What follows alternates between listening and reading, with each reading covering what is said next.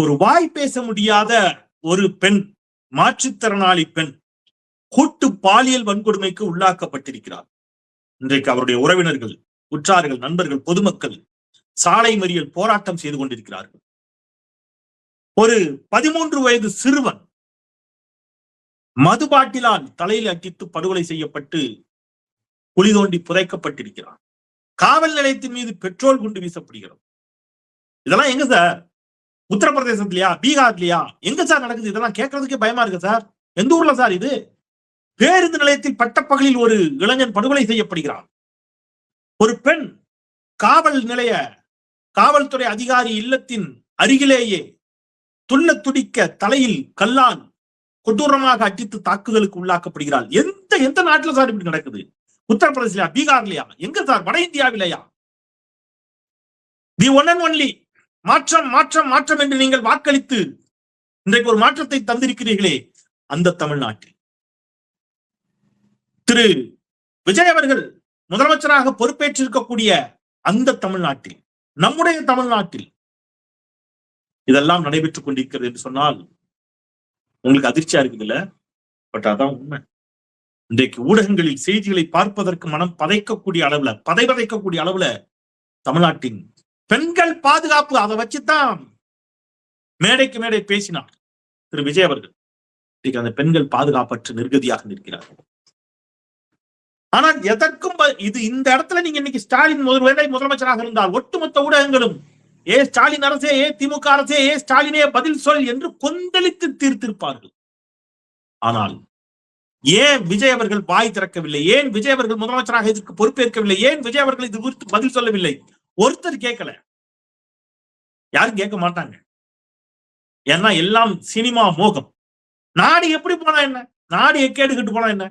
நீங்க விரும்பிய ஒரு நடிகர், நீங்கள் திரையில் கொண்டாடிய நடிகர் முதலமைச்சர் ஆட்டார், அது போதுங்கிற மனநிலையில் இருக்கக்கூடிய ஒரு சமூகம் உருவாகும் என்று சொன்னால் அது பேராபத்தான சமூகம் என்ற அச்ச உணர்வோடு நான் உங்களிடம் இந்த வீடியோக்குள் மிகுந்த வேதனையோடு வணக்கத்தை சொல்லி இந்த வீடியோக்குள் செல்கின்றேன்.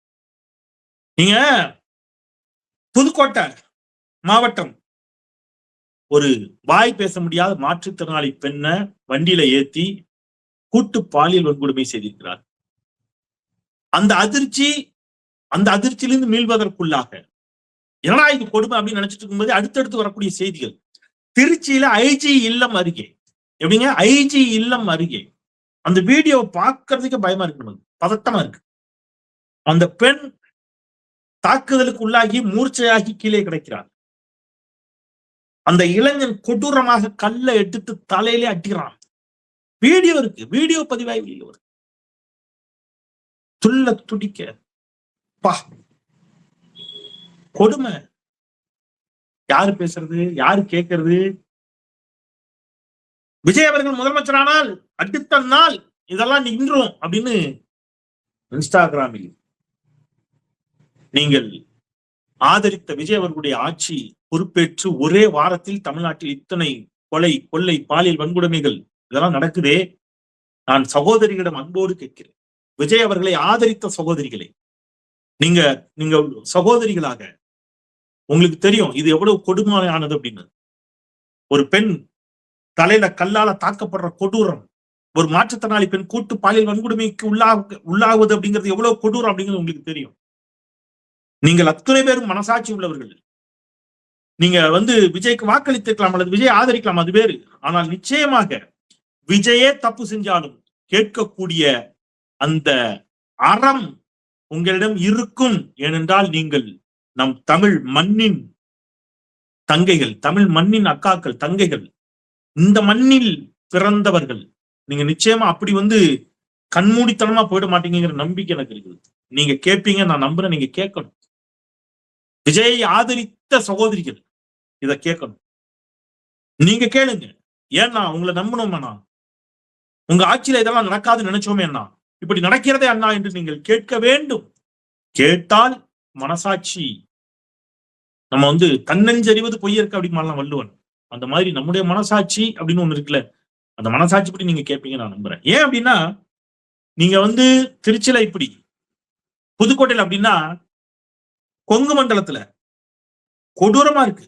ஒரு 11ஆம் வகுப்பு சிறுமி ஈரோடு அருகே தன்னைத்தானே மாய்த்துக் கொள்கிறார். என்னடான்னு பார்த்தா ஒரு பையன் மிரட்டுறான்.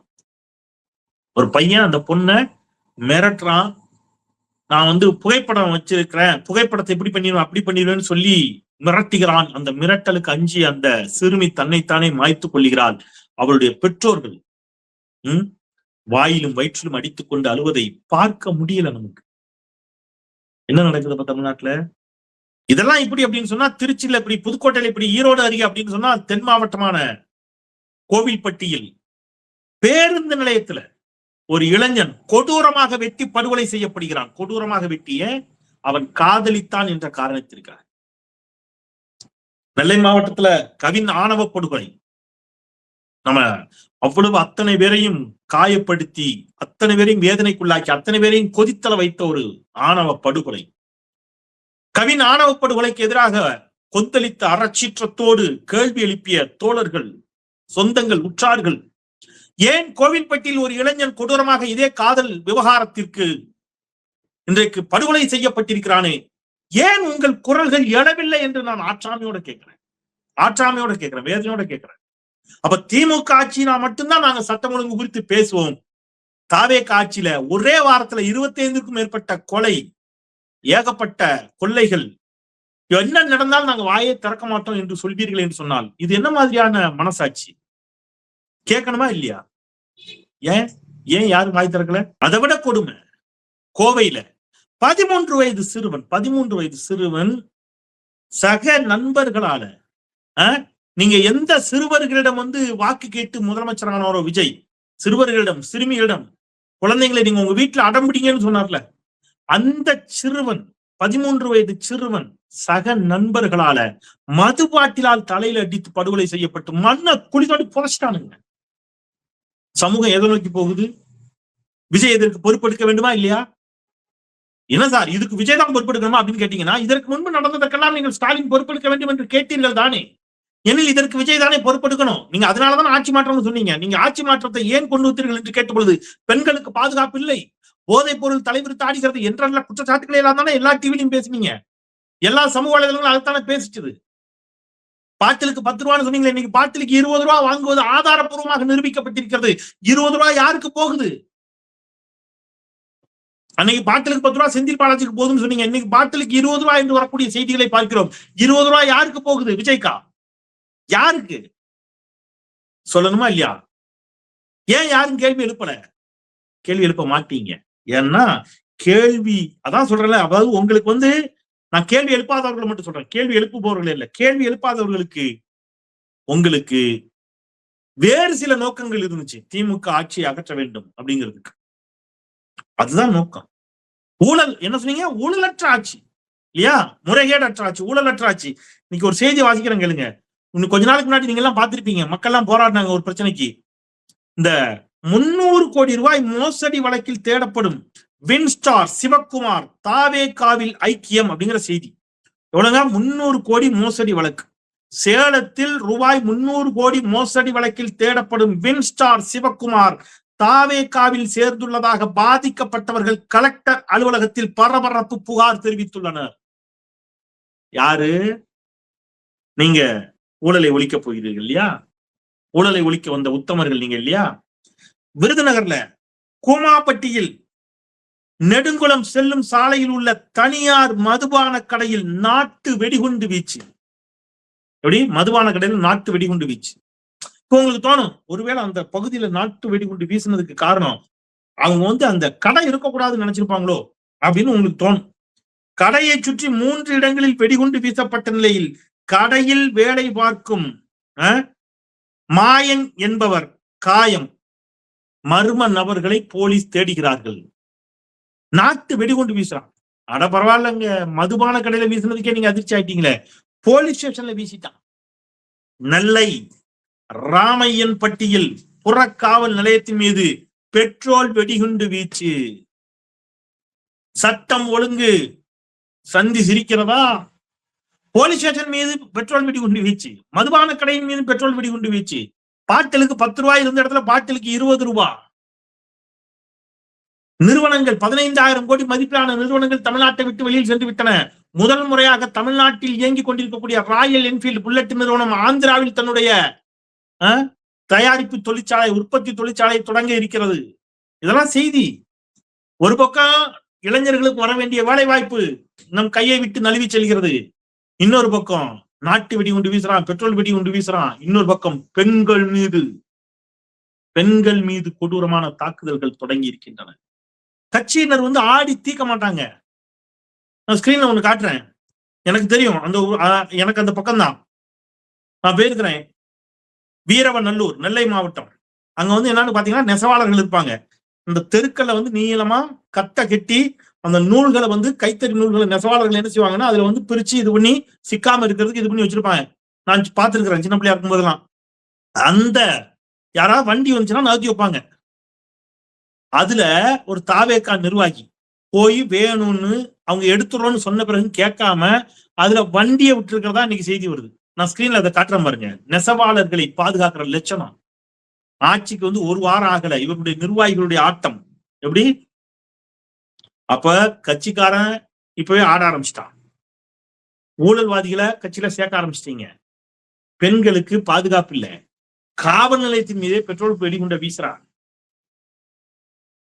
இதுதான் நீங்கள் விரும்பிய மாற்றமா என்று மக்கள் இப்ப பதில் சொல்லணும். மக்கள் தான் பதில் சொல்லணும். நீங்க என்சிஆர்பி ரிப்போர்ட்டின் படி தமிழ்நாட்டில் மற்ற மாநிலங்களை விட கடந்த 5 ஆண்டு கால ஆட்சியில என்னென்ன குற்றங்கள் நடந்துச்சு, எவ்வளவு நடந்துச்சு அப்படிங்கிற லிஸ்டே கொடுத்திருக்கிறாங்க. இதற்கு முந்தைய ஆட்சிகளை விட தமிழ்நாட்டில் கொலை, கொள்ளை உள்ளிட்ட குற்றங்கள் கடந்த 5 ஆண்டு காலத்தில் கடுமையாக என்ன செய்யப்பட்டுச்சு? குறைக்கப்பட்டுச்சு. ஆனா ஒரே வாரத்துல 25க்கும் மேற்பட்ட கொலை, ஒரே வாரத்துல 5 நாள்ல 6 நாள்ல. அப்ப இன்னும் 5 வருஷத்துல என்ன ஆகும் தமிழ்நாடு தெரியாது இல்லையா? அறிவார்ந்த தமிழ் சமூகம் இப்படி ஆயிப்போச்சு அப்படிங்கிற வேதனையும் வருத்தத்தையும் பேசுறேன். நான் திருப்பி சொல்றேன், விஜய் ஏதோ வெற்றி பெற்று விட்டார் என்பதனாலேயோ அல்லது திராவிட முன்னேற்ற கழகம் தோல்வி அடைந்து விட்டது என்பதனாலேயோ நான் இதை பேசல. இந்த வெற்றி எப்படிப்பட்ட வெற்றியாக இருந்திருந்தால் நான் மகிழ்ச்சி அடைஞ்சிருப்பேன் தெரியுமா? நீங்க எப்படி எடுத்துக்கிட்டீங்களா? எனக்கு புரியவே இல்லை. இந்த நாட்டுல விஜய்க்கு இருக்கக்கூடிய பிரிவிலேஜ் வேற யாருக்குமே கிடையாது. இதற்கு ஜெயலலிதாவுக்கும் எம்ஜிஆருக்கும் கொஞ்சம் இருந்துச்சு. அவங்கள விட அதிக பிரிவிலேஜ். நீங்க எப்படி பாருங்க, அவர் பிரச்சாரத்துக்கு வர மாட்டாரு, யாரும் ஏன்னு கேட்க மாட்டாங்க. அவர் ஊடகங்களே சந்திக்க மாட்டாரு, யாரும் என்னன்னு கேட்க மாட்டாங்க. கரூர்ல 41 பேர் மரணம் அடைவார்கள், அவர் உடனே வீட்டுக்கு வந்துருவாரு, அதை பத்தி யாரும் கேட்க மாட்டாங்க. அந்த பழி அவர் திமுக மீது போடுவார், அதை பற்றி அந்த மக்கள் கவலைப்பட மாட்டாங்க. அவர் கரூருக்கு நேரில் போய் ஆறுதல் சொல்ல மாட்டார், அதை பத்தியும் கவலைப்பட மாட்டாங்க. அந்த மக்களை அழைத்து சென்னையில் வைத்து ஆறுதல் சொல்லுவார், அதுக்கும் இந்த சமூகம் கவலைப்படாது. அந்த பாதிக்கப்பட்ட மக்களே அதை ஏற்றுக்கொண்டு அக்செப்ட் பண்ணிட்டு ஓகேன்னு போயிடுவாங்க, அதுவும் கவலை இல்லை. தீய சக்தி திமுக என்று சொல்லுவார். அந்த வெற்றி பெற்ற பிறகு எப்படி வெற்றி பெற்ற பிறகு அந்த திமுக கூட்டணி கட்சிகளுடைய ஆதரவோட ஆட்சி அமைப்பார், அதையும் யாரும் கேட்க மாட்டாங்க. அவரை ஆட்சி அமைப்பதற்கு ஆளுநர் அழைக்காமல் காலம் தாழ்த்துவார், அப்பொழுதும் அவர் ஆளுநரை கண்டிக்க மாட்டாரு. அவரை தவிர மத்த எல்லாரும் தமிழ்நாட்டில் அவருக்காக கண்டிக்கணும்னு இந்த ஊடகங்கள் கேட்கும், பேசும், எல்லாரும் கண்டிப்போம். ஆனா அவர் பேச மாட்டார். நீங்க பாருங்களேன், அதிமுக 2ஆக உடையும், அதை பத்தி யாரும் பேச மாட்டாங்க. தாவேகாவிற்காக, விஜய்க்காக ஒரு இயக்கம் உடைபடுகிறதை அதை கண்டிக்கணுமே, யாரும் கண்டிக்க மாட்டாங்க. தாவேகாவிற்காக முன்னாள் அமைச்சர்கள், ஊழல் குற்றச்சாட்டுகளுக்கு உள்ளான அமைச்சர்கள் தாவேகாவிற்கு ஆதரவு அளிப்பார்கள், அதையும் யாரும் கேள்வி கேட்க மாட்டாங்க. அவர் இதை பத்தி பேசவே மாட்டார், விஜய் வாயே திறக்க மாட்டார். ஏன் விஜய் பேசல கேட்க மாட்டாங்க. எவ்வளவு பிரிவிலேஜ் பாத்தீங்களா விஜய்க்கு? இல்ல இவ்வளவு வாக்குறுதி கொடுத்தாரே, அந்த வாக்குறுதிகளை நிறைவேற்றுவாரா தெரியாது. முதல் நாளே அவர் வெளிப்படையா சொல்லிடுறாங்க, கஜானால காசு இல்லைங்கிற மாதிரி ஒரு கதையை கட்டுக்கதையை அவிழ்த்து விடுவார், அதையும் யாரும் கேட்க மாட்டாங்க. இதே விஜய் தான் 1 மாசத்துக்கு முன்னாடி தேர்தல் பரப்புரையின் பொழுது கஜானாவில் காசு இல்லை என்று சொன்னீர்களே, எனில் 5000 ரூபாய் எப்படி மகளிர் உரிமை தொகை வாங்கும் பெண்களுக்கு போட முடிந்தது, 3000 ரூபாய் எப்படி பொங்கல் பரிசு தொகையாக போட முடிஞ்சிச்சுன்னு இதே விஜய் தான் கேட்டார். அப்ப கஜானாவில் காசு இருக்கிறது சொன்னவர் விஜய். இப்ப அதே விஜய் கஜானால காசு இல்லையம்பாரு, அதை பத்தி எவனும் கேட்க மாட்டான். விஜய்க்கு எவ்வளவு பிரிவிலேஜ் பாத்தீங்களா? அவர் பிரச்சாரத்துக்கு போக வேண்டிய தேவையில்லை, அவருடைய வேட்பாளர்கள் யாருன்னே மக்களுக்கு தெரிய வேண்டிய தேவையில்லை, அவருடைய வேட்பாளர்கள் பிரச்சாரத்துக்கு போக வேண்டிய தேவையில்லை. ஒரு 5 வருஷம் எம்எல்ஏவா இருந்து சட்டப்பேரவை அனுபவங்களை கற்றுக்கொண்டு எதிர்கட்சி ஆகி அதன் பிறகு ஆட்சி கட்சிக்கு வரணும், அந்த அவசியம்லாம் விஜய்க்கு கிடையவே கிடையாது. கட்சி ஆரம்பிச்சு 1.5 வருஷத்துல நாடாளுமன்ற தேர்தலில் நிக்க மாட்டாரு, இடைத்தேர்தலில் நிக்க மாட்டாரு, வருகின்ற எந்த தேர்தலையும் நிக்க மாட்டாரு, நேரடியா சட்டமன்ற தேர்தல் தான் போட்டிடுவாரு, அதுக்கும் பிரச்சாரத்துக்கே போக மாட்டாரு. நீங்க இவ்வளவு பிரிவிலேஜ் இந்தியாவில் வேற யாருக்கா இருந்திருக்கு? யாருக்கும் கிடையாது. இவ்வளவு பிரிவிலேஜ் கிடைப்பதற்கு அவர் என்ன செஞ்சார்? சமூகத்துக்கு நல்லா என்டர்டெயின் பண்ணார். அதை தாண்டி என்ன செஞ்சார் யாராவது சொல்லுங்க. சொல்லணும்ல, இவ்வளவு பிரிவிலேஜ் கிடைப்பதற்கு விஜய் என்ன செய்தார்? நீங்க யோசிச்சு பாருங்க. கடந்த திமுக ஆட்சியினுடைய திட்டங்களால், இன்னும் சொல்ல போனா அதிமுக கூட சேர்த்துங்க, இந்த திட்டங்களால் பலன் பெற்றவர்கள் இங்கே இருக்கிறார்கள். இப்ப இங்க வாக்காளர்கள் அல்லது மக்கள்னு வச்சுக்கோங்க. இந்த மக்கள் திமுக அரசு கொண்டு வந்த திட்டங்களால் பலன் பெற்றிருக்கிறார்களா? ஆம். அதிமுக அரசு கொண்டு வந்த திட்டங்களால் பலன் பெற்றிருக்கிறார்களா? ஆம். திட்டங்களால் பலன் பெற்றவர்கள் மக்கள். இந்த பக்கம் விஜய். விஜய் யாரால பலன் பெற்றிருக்கிறார்? இந்த மக்களால் பலன் பெற்றிருக்கிறார். கரெக்டா? இந்த மக்கள் காசு கொடுத்து படம் பார்த்ததனால் இவர் பல கோடிக்கு அதிபதி. உச்சத்துல இருங்க, நல்ல அந்த உச்சத்துல கொண்டு போய் வச்சது யாரு? இந்த மக்கள். இந்த மக்கள் 100 ரூபாய் டிக்கெட் 500 ரூபாய் கொடுத்து, 500 ரூபாய் டிக்கெட் 1000 ரூபாய் கொடுத்து படம் பார்த்து, அதனால் விஜய் நல்லா இருக்காரு. அப்ப விஜய் நல்லா இருக்கிறதுக்கு யார் காரணம்? மக்கள். மக்கள் நல்லா இருக்கிறதுக்கு யார் காரணம்? இதற்கு முன்பு ஆட்சி செய்த ஆட்சியாளர்கள். மக்கள் நல்லா இருப்பதற்கு காரணமான ஆட்சியாளர்களை மக்களால் நல்லா இருக்கிற விஜய் திட்டுவார். புரிஞ்சுதா நான் சொல்றது? மக்கள் நல்லா இருப்பதற்கு காரணமான ஆட்சியாளர்களை மக்களால் நல்லா இருக்கிற விஜய் திட்டுவாரு. விஜயால மக்கள் ஏதாவது ஒரு இடத்துல நல்லா இருந்திருக்கிறாங்களா? ஏதாவது நன்மை செஞ்சிருக்கிறாரா? ஏதாவது அவங்களுடைய பிரச்சனைல வந்து நின்று இருக்கிறாரா? இல்ல. ஆனால் விஜய் இந்த மக்கள் தங்களால் நல்லா இருக்கிற விஜய ஆதரித்து தாங்கள் நல்லா இருக்கிறதுக்கு காரணமான திமுகவை நிராகரிப்பார்கள் என்று சொன்னால் இதற்கு ஒரே ஒரு காரணம், சினிமா மோகம். அதை தாண்டி வேற என்ன இல்லையா? அப்ப இனி வரக்கூடிய கட்சிகள் இனிலாம் வந்து எல்லா கட்சிக்கும் சேர்த்து சொல்றேன். நீங்க ஒரு தத்துவத்தை எல்லாம் தூக்கிட்டு வரணும்னு அவசியமே கிடையாது. மார்க்சிய தத்துவம், பெரியாரிய தத்துவம், அம்பேத்கரிய தத்துவம், தமிழ் தேசிய தத்துவம், இதெல்லாம் வேணும். நீங்க என்ன செய்யலாம் அப்படின்னு கேட்டீங்கன்னா, நீங்க இப்ப இருக்கிறவங்களுக்கு சொல்றேன், நீங்க யாராவது உங்களுக்கு வந்து நாட்டுல ஆட்சியை பிடிக்கணும், அரசியல் கட்சி ஆரம்பிக்கணும், எம்எல்ஏ ஆகணும், மினிஸ்டர் ஆகணும்னா நீங்க ரொம்ப சிம்பிள் ஒண்ணு பண்ணுங்க. உங்க வீட்டுல யாராவது பையன் இருந்தான் அப்படின்னா இப்பவே அந்த பையன் என்ன பண்ணுங்க, ஸ்விம்மிங் கிளாஸ், டான்ஸ் கிளாஸ், நடிப்பு கிளாஸ் இதுக்கு அனுப்பி விட்டுருங்க. கொஞ்சம் குதிரை ஏற்றம், ஹார்ஸ் ரைடிங், அப்புறம் வந்து முடிஞ்சா என்ன செய்யுங்க, இந்த மாதிரி இதெல்லாம் கராத்தே கிளாஸ் இதெல்லாம் படிச்சு அந்த பையனை கொஞ்சம் ஜிம்மு அனுப்பி பள்ளிக்கூடத்துக்கு கூட நீங்க அனுப்ப வேண்டாம். பள்ளிக்கூடத்தை பாதியில் விட்டு வந்துட்டா போதும். அப்படிதான் வந்தாரு. நீங்க சும்மா ஒரு 10ஆம் கிளாஸ் வரைக்கும் எழுத படிக்க தெரிஞ்சா போதும், கையெழுத்து போட தெரிஞ்சா போதும். 10th வரைக்கும் படிக்குவீங்க, 12th வரைக்கும் கூட படிக்குவீங்க. கூட்டு கொண்டு வந்து படத்துல நடிக்க விட்டுருங்க. நல்ல படத்துல ஜாலியா நடிக்க விடுங்க. நல்ல டான்ஸ் ஆட விட்டீங்கன்னா உங்களுக்கு காசு ஆச்சு. அந்த பையன் நல்லா நடிச்சு உங்களுக்கு நினைச்சுவான், வருமானத்தை தந்துருவான். ஒரு 20 வருஷம் கழிச்சு அந்த பையனை நீங்க நினைச்சலாம் அமைச்சராவோ முதலமைச்சராவோ எம்எல்ஏவோ ஆக்கிடலாம். அவன் எவ்வளவு தூரம் மக்களை ஈர்த்திருக்கானோ அதுக்கு ஏற்ற மாதிரி ஆகலாம். கொஞ்சம் ஈர்த்திருந்தான்னா எம்எல்ஏ ஆகலாம். அந்த நடிகர் ஒரு நடிகராக எவ்வளவு மக்களை ஈர்த்திருக்கிறாரோ அதுக்கேற்ற மாதிரி ஆகலாம். இப்போ ஒரு உதாரணத்துக்கு தூத்துக்குடி எம்எல்ஏ ஸ்ரீநாத், அவரு காமெடி ரோல்ல நடிப்பாரு, அவரு எம்எல்ஏ ஆயிட்டார். ஹீரோ ரோல்ல நடிச்ச விஜய் மினிஸ்டர் ஆயிட்டாரு, சீஃப் மினிஸ்டர் ஆயிட்டாரு. புரியுதா உங்களுக்கு? அவ்வளவுதான். இந்த மாதிரி ரீல்ஸ் போட்டா அதுக்கேற்ற மாதிரி ஏதாவது பொறுப்பு கிடைக்கும் உங்களுக்கு. அப்ப ரீல்ஸ் போட்டாலோ அல்லது சினிமால நடிச்சாலோ நீங்க வந்து அமைச்சர் ஆக்கிட முடியும், முதலமைச்சர் ஆக்கிவிட முடியும் என்றால் இனி எந்த அரசியல்வாதியும் என்ன செய்ய வேண்டிய தேவையில்லை. கஷ்டப்பட்டு போய் பெருமழை வெள்ளம், கொரோனா பேரிடர், அந்த போராட்டம் இந்த போராட்டம், ஒன்றிய அரசே அப்படின்லாம் போய் நீங்க என்னத்துக்கு வெயில்ல கடந்து காயணும்? போராடுவோம். இனி போராடவே வேண்டாம். என்னத்துக்கு போராடுற?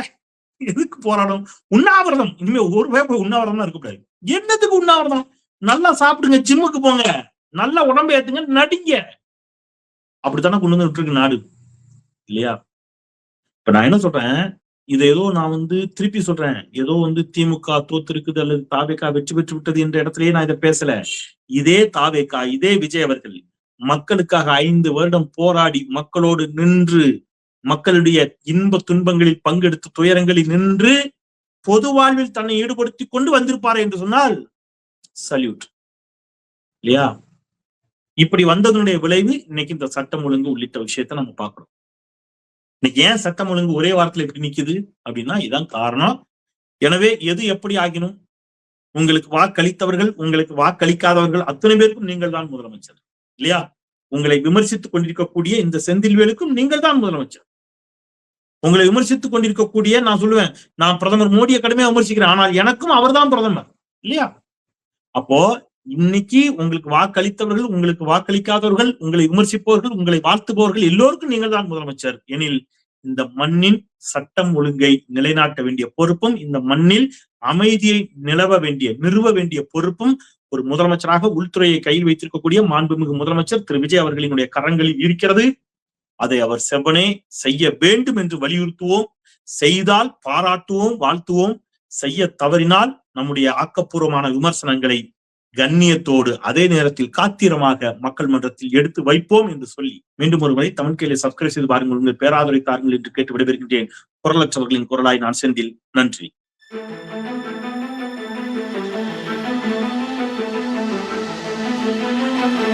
Thank you.